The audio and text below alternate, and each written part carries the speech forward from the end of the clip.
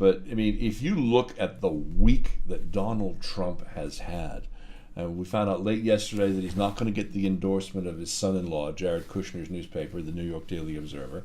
They've basically said we're not going to back a presidential candidate ahead of Election Day. They did that to the Huffington Post.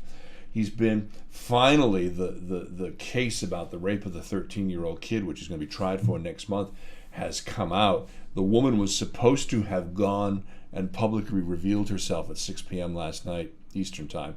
And she's getting death threats. I mean, legitimate death threats from Trump's crazies. It was supposed to be a very dramatic, the lawyer held a dramatic news conference. She will come out and talk about it at some point, but it wasn't going to be last night because she's absolutely petrified. Russia and Trump connection is finally being exploited by the FBI. The Russians call him their useful idiot. But there was a Russian bank connected via server into Trump Towers. There's more Apprentice bad behavior coming.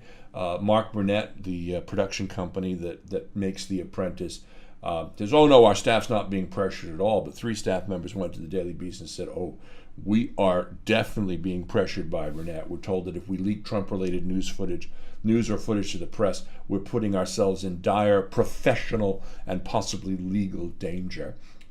He bullied the reporter Katie Tur in front of 4,000 people the other day at a rally. This reporter now fears for her life and needed Secret Service protection.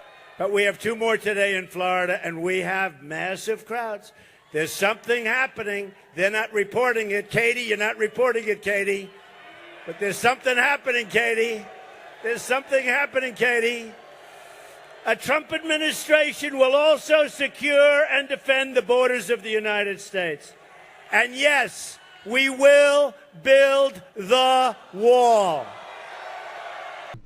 Joy Behar from ABC's The View called Trump's campaign manager, Kellyanne Conway, delusional to her face. His rhetoric is off the wall. And Jon Stewart scorched, he calls him fuckface von Clownstick Trump at a New York veterans benefit yesterday. I mean, this is a week that Trump and his brand will wish they were never born. And that's not including the tax thing that he hasn't, which is more, that he hasn't paid any tax since 1995. It's just bloody stool. And so you wonder, how can anybody be neutral about this guy? Go ahead, Paul, you're going to say something. Well, I was just going to say, and again, the Trump camp knows this. Look at where Trump has visited on the campaign trail and is scheduled to visit. He has stopped going to traditional swing states and going out to sort of traditional stronghold Democrat states on the hope that a visit there with no Democratic campaign going on will somehow make them swing to his way, because they know they have to pick up some outlying states, because in swing states he's devastated. Obviously, there's no evidence that he stands any chance of winning any of these states, but he's going to places that Republican candidates just don't go to, because it's a last chance saloon. And the Republican camp know that. Trump's campaign know that they're short, I think. Yeah, I mean, and it is just a bit of a fool's errand. But the reason the Republicans are feeling their oats a bit now is the revelation of the emails has energized the base, which was probably not going to come out a bit, for the down ticket races. The real battle, I think, that is still out there is for control of the Senate and control of the House of Representatives.